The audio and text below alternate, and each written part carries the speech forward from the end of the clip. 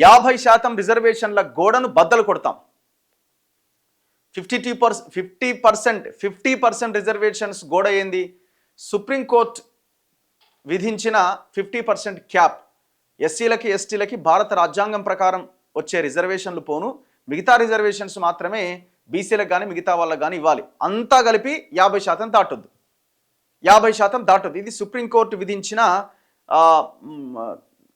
Line అన్నమాట ఇది. So ఈ లైన్ని ఖచ్చితంగా దాటుతాం, ఆ గోడని బద్దలు కొడతామని నిన్న మాట్లాడుతున్నారు. తెలంగాణలో బీసీలకు 42% రిజర్వేషన్ల కోసం పోరాడతాం.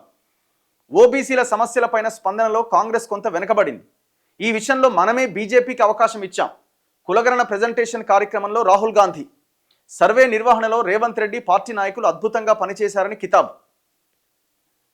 ఓబీసీల సమస్యలపైన స్పందించడంలో కాంగ్రెస్ పార్టీ కొంత వెనుకబడిందని కాంగ్రెస్ పార్టీ టోటల్ చీఫ్ అయిన రాహుల్ గాంధీని ఒప్పుకుంటున్నాడు. సరే, ఇప్పుడు నిన్న రేవంత్ రెడ్డి పెట్టిన సమావేశము లేకపోతే ఆ power point presentation Rahul Gandhi ఒత్తిడి మేరకు చేశారా, లేకపోతే వీళ్ళకి ఏమైనా చిత్తశుద్ధి ఉన్నదా? ఇది చాలా ప్రధానంగా మనం ఆలోచించాలి. ఎంతో కొంత కులగణన ప్రక్రియ కావచ్చు, ఇంకా చాలా రకాల ఈ ప్రాసెస్ అంతటిలో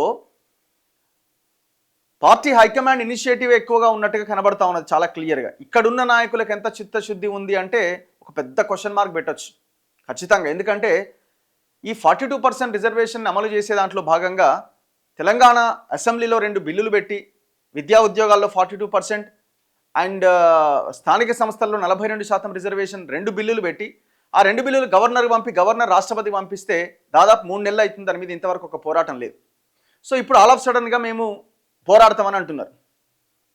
ఆయన పంపించిన దాంట్లో కూడా కొన్ని తప్పులు ఉన్నాయన్న ఒక అభిప్రాయం కూడా కొంతమంది వ్యక్తం చేస్తున్నారు లీగల్ ఎక్స్పర్ట్స్. అందుకే అసలు చిత్తశుద్ధి ఉందా లేదా అన్నది ఒక క్వశ్చన్ మార్క్ అన్నమాట. రేవంత్ రెడ్డి కులగణన చేపట్టి ఆయన తన బాధ్యతలను ఎంతో విజయవంతంగా నిర్వర్తించారు. ఇప్పుడు ఈ డేటాను ఉపయోగించుకొని ప్రజల జీవితాలను మార్చడమే ఆయన ముందున్న కర్తవ్యమని లోక్సభలో ప్రతిపక్ష నేత కాంగ్రెస్ అగ్రనాయకుడు రాహుల్ గాంధీ అన్నారు. తెలంగాణ ప్రభుత్వం నిర్వహించిన సామాజిక, ఆర్థిక, రాజకీయ కులగణన సర్వే వివరాలు, స్థానిక సంస్థల ఎన్నికల్లో బీసీలకు 42% రిజర్వేషన్లు కల్పిస్తూ బిల్లులు తీసుకురావడానికి దారి తీసిన పరిస్థితులపైన పార్టీ ఎంపీలకు గురువారం ప్రెజెంటేషన్ ఇచ్చారు. ఇక్కడి ఏఐసీసీ ప్రధాన కార్యాలయంలో నిర్వహించిన ఈ కార్యక్రమంలో రాహుల్ గాంధీ మాట్లాడారు. సర్వే వివరాల గురించి ముఖ్యమంత్రి రేవంత్ రెడ్డి, ఉప ముఖ్యమంత్రి మల్లు భట్టి విక్రమార్క, సీనియర్ మంత్రి ఉత్తమ్ కుమార్ రెడ్డి వివరించిన తర్వాత ఆయన పార్టీ నేతలను ఉద్దేశించి ప్రసంగించారు. మా వద్ద 88 కోట్ల పేజీల డేటా ఉంది. ప్రజల సమ్మతితో సేకరించింది. అందుకే కులగణన సర్వేను ఎవరూ సవాల్ చేయలేరు. ఏఐసీసీ సదస్సులో ముఖ్యమంత్రి రేవంత్ రెడ్డి. సో మేము చాలా నిబద్ధతతో, నిజాయితీగా, ట్రాన్స్పరెంట్గా ఈ సర్వే చేసినామంటున్నాడు.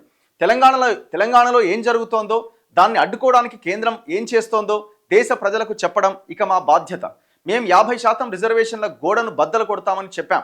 అందుకు అనుగుణంగా తెలంగాణ ప్రభుత్వం బీసీలకు 42% రిజర్వేషన్లు కల్పించే బిల్లులను పాస్ చేసి రాష్ట్రపతి ఆమోదం కోసం పంపితే కేంద్ర ప్రభుత్వం అడ్డుకుంటోంది.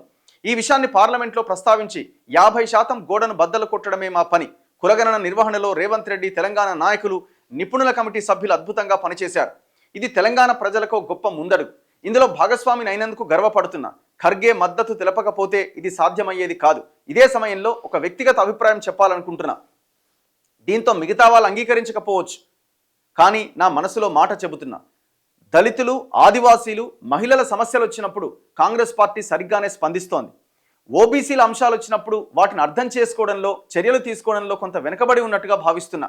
వారి ఆకాంక్షలు, సమస్యలపైన సరిగ్గా స్పందించకపోవడం వల్ల మనమే బీజేపీకి అవకాశం ఇచ్చినట్టుగా భావిస్తున్నా.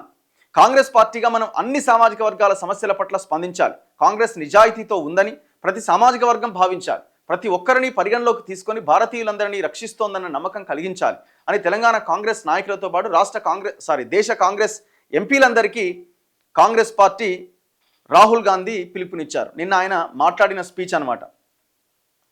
ఇప్పుడు మీరు చెప్పేదేం ఒకటి ఉంటుంది, చేతల్లో ఒకటి ఉంటుంది. ఇప్పుడు మేము గీడ గౌలిదొడ్డి దగ్గర ఎస్సీలు, ఎస్టీలు, బీసీలకు సంబంధించిన భూమి అది. పాపం గవర్నమెంట్ భూమే, వాళ్ళు ఎప్పుడో 40 ఏళ్ళ నుంచి కబ్జాలో ఉన్నారు. మరి వాళ్ళందరినీ ఆడ గవర్నమెంట్ బోర్డు పెట్టి వాళ్ళ మీద 46 మంది మీద క్రిమినల్ కేసులు పెట్టి అదే పీసీసీ అధ్యక్షుడిగా ఉన్న రేవంత్ రెడ్డి నేను మీకు 60 గజాల పట్టాలు ఇస్తా అధికారంలోకి వస్తే, ఇప్పుడు ఎందుకు ఇస్తలేడు కేసీఆర్, కేటీఆర్ అని మాట్లాడిన రేవంత్ రెడ్డి ఆయనే ముఖ్యమంత్రి హోదాలో ఉండి ఇచ్చే పొజిషన్కి వచ్చిన తర్వాత వాళ్ళ మీద 45 మంది మీద క్రిమినల్ కేసులు పెడుతున్నారంటే మరి మీ చిత్తశుద్ధి ఏమున్నట్టు? మాటలు కోటలు దాటుతున్నాయి, చేతలు గడప కూడా దాటుతలేవు.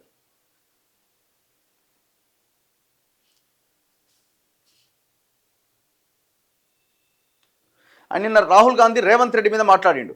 రేవంత్ రెడ్డికి కష్టమవుతుందేమో అనుకున్నా, తెలంగాణలో కులగణన సర్వే నిర్వహిస్తామని చెప్పినప్పుడు మనసులో ఎక్కడో అనుమానం ఉండేది. ముఖ్యమంత్రి రేవంత్ రెడ్డికి కష్టమవుతుందేమో అనుకున్నా, బహుశా వారి సామాజిక వర్గం దాన్ని స్వాగతించకపోవచ్చు కాబట్టి ఇదేమీ అంత సులభం కాదు అనుకున్నా. కానీ రేవంత్ రెడ్డి ఇతర నాయకులు నా అంచనాలకు మించి చాలా సులభంగా పనిచేశారు. ఈ కులగణనను నిజమైన స్ఫూర్తితో చేయొచ్చు, లేదంటే అసమర్థంగాను నిర్వహించవచ్చు. కానీ కులగణన ఎలా ఉండాలన్న దాన్ని ఇది నిర్వచించి చెప్పింది. కులగణనకు ప్రశ్నావళిని బ్యూరోక్రాట్ల 4 గోడల మధ్య ఖరారు చేయకుండా తలుపులు తెరిచి విభిన్న వర్గాలకు చెందిన లక్షల మందితో మాట్లాడారు. అంతిమంగా ప్రజల ఆర్థిక సామాజిక స్థితిగతులను సంపూర్ణంగా వెలికితీసేలా 56 సంక్లిష్టమైన ప్రశ్నలు ఖరారు చేశారు. ప్రతి ఇంటికి వెళ్లి ఆ ప్రశ్నల ఆధారంగా సర్వే నిర్వహించాలి. ఈ కార్యక్రమాన్ని సరిగ్గా చేయలేదని ప్రతిపక్షాలు విమర్శిస్తే వారొచ్చి తమ వివరాలు చెప్పుకోవడానికి రాష్ట్ర ప్రభుత్వం కొత్త వేదిక కల్పించింది. ఇప్పుడు దీని మీద అపోహలు, అనుమానాలు, ఆరోపణలు లేవా అంటే 100% ఉన్నాయి. ఆ 56 ప్రశ్నలు అంత సంక్లిష్టమైన ప్రశ్నలు ఎందుకు పెట్టాల్సి వచ్చింది? దాన్ని చూసి జనం ఫస్ట్ భయపడ్డారు కదా. నీ ఆస్తి ఎంత, నీ భూమి ఎంత, నీ కథ ఎంత, నీ వ్యవహారం ఎంత అని అడిగేసరికి మీకు తెలుసుకోవడానికి రకరకాల అది ఉన్నాయి. ఇది ఓన్లీ కులగణన సర్వే. అడగాల్సిన మౌలికమైన ప్రశ్నలు అడిగి వదిలేయకుండా మీరు మొత్తం అడిగేసరికి బ్యాంక్ అకౌంట్లతో సహా చాలా ఇబ్బంది పడ్డారు. అట్లా కొంతమంది ఈ కులగణన సర్వేలో పాల్గొనలేదు. కొంతమంది గేటెడ్ కమ్యూనిటీలు అయితే మొత్తం గేట్లు పెట్టేసినాయి, రావద్దు మా కమ్యూనిటీకే రావద్దని. మీరు తర్వాత ఏదో అవకాశం కల్పించినారు. అవకాశం ఏం కల్పించారు? ఎవరైనా ఇంట్రెస్ట్ ఉన్న వాళ్ళు రావచ్చు అని అన్నారు. మీరేం బుల్డోజ్ చేసి చేయలే కదా. చేయాల్సిందే, నిర్బంధంగా ఖచ్చితంగా మీరు ఈ కులగణన అప్లికేషన్ ఫామ్ నింపాల్సిందే అని చెప్తే అది వేరే ఉండేది. అండ్ దట్టు మీరు ముఖ్యమంత్రి నుంచి ఆ కులగణన ప్రాసెస్ ప్రక్రియలో ఆయనే ఫస్ట్ డేటా నింపి అప్లికేషన్ నింపి ఇచ్చేది ఉండే. ఆ రకంగా చేస్తే ఇంకా నమ్మకం కలిగేది. ఇంకా కొంత లెక్కల్లో కూడా తేడాలు వచ్చే అవకాశం ఉంటుండే, మంచిగా ఉంటుండే. ఇంకా సరే, ఏదేమైనా వీళ్ళు అంటున్నది 42% కాబట్టి ఆ 42%కి అనుగుణమైన డేటా ఉన్నది అని అందరు ఇప్పుడు భావిస్తున్నారు. మరి వాట్ నెక్స్ట్? మీరు పెట్టిన బిల్లులన్నీ సాధించాలి. ఆ 50% రిజర్వేషన్ గోడని బద్దలు కొట్టాలి. దీనికి మీరు తీసుకుంటున్న ప్రణాళిక ఏంది? 3 నెలలైంది బిల్లు పెట్టి, ఇంతవరకు మీరు ఢిల్లీలో ఒక్క ఆల్ పార్టీ మీటింగ్ ఇక్కడ పెట్టింది లేదు, ఇక్కడి నుంచి ఎవరినైనా తీసుకుపోయింది లేదు. మరి ఎట్లా ఇది? అండ్ ఇది ఒకటే కాదు కదా, ఇప్పుడు ఈ 50% ఇది అనేది ఒకటే కాదు కదా. ఎన్ని రంగాల్లో మీరు కేటాయించాల్సిన బడ్జెట్ ఆయా వర్గాలకు కేటాయిస్తున్నారా? మొన్న మీరు పూర్తి స్థాయి బడ్జెట్ ప్రవేశపెట్టిన దాంట్లో బడ్జెట్ ఆయా వర్గాలకు అనుకూలంగా ఉందా? లేదు. మీరు ఇచ్చిన కార్పొరేషన్ పదవులు కావచ్చు, ఎమ్మెల్సీలు కావచ్చు. ఎమ్మెల్సీలు అంటే మొన్న హైకమాండ్ ఎంటర్ అయింది, ఒకరిద్దరికి న్యాయం చేయగలిగింది. కానీ అసలు మీకు ఆ చిత్తశుద్ధి ఉందా? మీకు చిత్తశుద్ధి ఉంటే మొత్తం 6 మంత్రి పదవులు ఇచ్చి అందులో మెజారిటీ బీసీకి ఇచ్చి ఎస్సీ ఎస్టీలకు ఇచ్చి క్లోజ్ చేసేవాళ్ళు. ఎందుకంటే ఆల్రెడీ 4 మంత్రులు రెడ్లు ఉన్నారు కాబట్టి, మిగతా అన్ని వర్గాలకి అంతకు మించిన పదవులు వచ్చి ఆల్రెడీ ఉన్నాయి కాబట్టి ఇంకా 3 పెండింగ్లో పెట్టి. బీజేపీ కులగణన సరిగ్గా చేయదు. బీజేపీ భవిష్యత్తులో కులగణనను సరైన విధానంలో చేయదని నేను నమ్ముతున్నా. వాళ్ళు దేశంలోని దళితులు, ఆదివాసీలు, ఓబీసీలు, సాధారణ కులాల వాస్తవిక పరిస్థితులను బహిర్గతం చేయాలనుకోవట్లేదు. ఒకవేళ దేశ ప్రజలకు వాస్తవం తెలిస్తే వారి భావజాలం చచ్చిపోతుంది. ఇంగ్లీష్ విద్యను కూడా పిల్లలకు నేర్పాలి. ఈరోజు తెలంగాణలో వ్యక్తిగత సక్సెస్ను నిరూపించే ఒక ప్రధాన కారణం ఏంటో చెప్పాలని అడిగితే రేవంత్ రెడ్డి చదువు అని సమాధానం ఇచ్చారు. చదువుతో వేగంగా అభివృద్ధి చెందొచ్చని చెప్పారు. అయితే విద్యలో ముఖ్యం ఏంటన్నది రేవంత్ రెడ్డి చెప్పలేదు. అది ఇంగ్లీష్. ఇప్పుడు దేశంలో ఇంగ్లీష్ విద్యే వ్యక్తి జీవితాన్ని నిర్ణయిస్తోంది. ప్రాంతీయ భాషల్లో చదివే చదువుల కన్నా ఇంగ్లీష్ విద్య అత్యంత శక్తివంతంగా తయారైంది. హిందీ, ఇతర ప్రాంతీయ భాషలకు ప్రాధాన్యం లేదని నేను చెప్పట్లేదు. కానీ ఇంగ్లీష్ విద్యే మన పురోగతిని నిర్దేశిస్తోంది. అందువల్ల ప్రాంతీయ భాషలతో పాటుగా ఇంగ్లీష్ విద్యను పిల్లలకు నేర్పాలి. ఇది అంగీకరించక తప్పని చారిత్రక వాస్తవం. ఇంగ్లీష్ రద్దు చేయాలనుకుంటున్న బీజేపీ నాయకులను మీ పిల్లలు ఎక్కడ చదువుతున్నారు అని అడిగితే అందరూ ఇంగ్లీష్ మీడియం స్కూల్స్లోనే అని చెబుతారు. ఆ అవకాశాన్ని ఈ దేశంలోని దళితులు, ఆదివాసీలు, ఓబీసీ మహిళలు, నిరుపేదలకు ఎందుకు ఇవ్వకూడదు అని రాహుల్ గాంధీ ప్రశ్నించారు. రేవంత్ రెడ్డి అన్నట తెలంగాణలో వ్యక్తిగత సక్సెస్ను నిరూపించే ఒక ప్రధానమైన కారణం ఏంటో చెప్పండి అని అంటే చదువు అన్నట. మరి చదువుకు రేవంత్ రెడ్డి ఇస్తున్న బడ్జెట్ ఎంత? 7% చదువుకి ఇస్తున్నాడు, 4% హెల్త్కి ఇస్తున్నాడు, ఆరోగ్యానికి. మరి బడ్జెట్, టోటల్ బడ్జెట్లో దీని వాటా ఎంత? జస్ట్ 7%. కేసీఆర్ ఎంత ఇచ్చిండు? 6.4, 6.5% ఇచ్చిండు. ఈ దేశంలో విద్యా వైద్యం మీద అత్యంత తక్కువ ఖర్చు పెడుతున్న రాష్ట్రాల్లో తెలంగాణ టాప్లో ఉంది, తక్కువ ఖర్చు పెడుతున్న రాష్ట్రాల్లో. మరి చదువే ఇంపార్టెంట్ అని మీరే అంటారు, ఎడ్యుకేషన్ మినిస్టర్ మీ దగ్గరనే ఉంటుంది, మీ నాయకుడు కూడా అదే చెప్తాం. మీ నాయకుడు అడగాలి కదా, రేవంత్ రెడ్డి ఎంత బడ్జెట్ కేటాయించినామని. ఏమనంటే ఇంటిగ్రేటెడ్ స్కూల్ కడుతున్నాం, ఎప్పటికి కట్టాలి అవి? మదిరలో, కొడంగల్లో పునాదులు వేసిన ఎంతవరకు వచ్చినాయి? స్లాబ్లు పడ్డాయా? ఎన్నేళ్ళ మీ ప్రణాళిక? అది 200 కోట్లతో కడతామని అంటున్నారు. ఉన్న స్కూళ్ళ సంగతి ఏంది? అందుకే మాటలు కోటలు దాటితే చేతలు గడప కూడా దాటని పరిస్థితి. సో ఈ సిచ్యువేషన్లో మార్పు రావాల్సిన అవసరం ఉన్నది.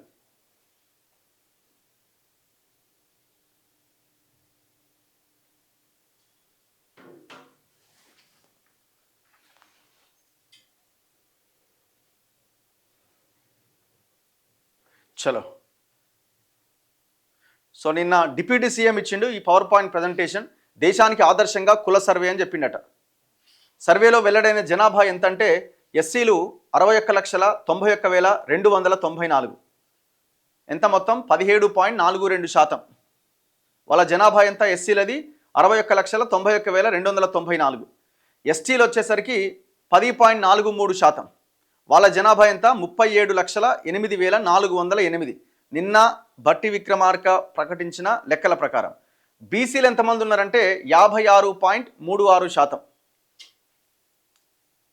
2,37,668.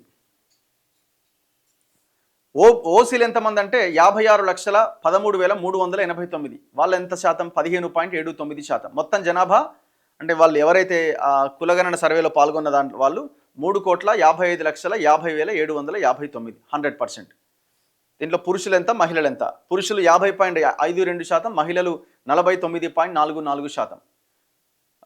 థర్డ్ జెండర్ వాళ్ళు 0.04%. వాళ్ళు కూడా ఈ రాష్ట్రంలో 13,789 మంది ఉన్నారు. ఈ లెక్కలు ఎంతవరకు కరెక్టు ఏంది అనేది పక్కన పెడితే ఈ 42% రిజర్వేషన్ అమలు కావడానికి కావాల్సినంత డేటా ఉన్నది. మరి అమలు చేయండి, రంగంలోకి దిగండి. మీ పోరాటం అని ఎలక్షన్లకు ముందే పోరాటం గుర్తొస్తుంది, ఎలక్షన్లు అయిపోయినాక మళ్ళీ గదే పాత పాట. ఎట్లా?